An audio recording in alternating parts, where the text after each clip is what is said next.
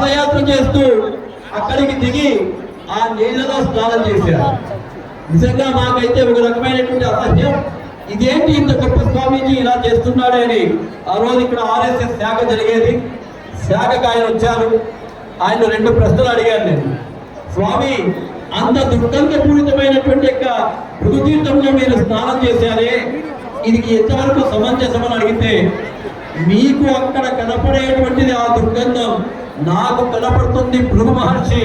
ఆ భృగు మహర్షి సేవ చేసే క్షేత్రంలో మీరు ఎంత అపవిత్రం చేసినా కూడా అది అపవిత్రం కాదు అనేటువంటి విషయాన్ని సాక్షాత్తు కంచి పరమాచార్యులు నేను ఆర్ఎస్ఎస్ ముఖ్య శిక్షకుగా ఉన్నప్పుడు విన్నారు, అది నా జీవనాన్ని విన్నాను.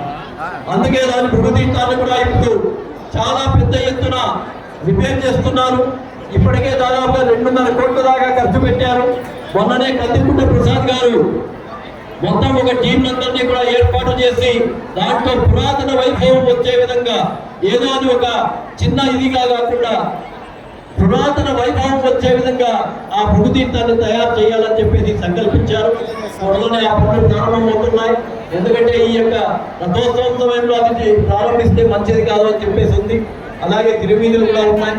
అలాగే కదిరిలో ప్రజాకరణ సేవ అనేటువంటిది విశేషంగా జరుగుతుంది.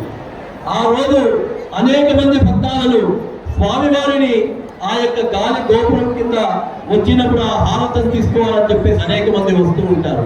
అలాగే ప్రజాకరణ సేవలో స్వామివారి యొక్క వెంట పూర్తిగా తిరగాలని చెప్పేసి కూడా ఆ రోజు ప్రయత్నం చేస్తారు.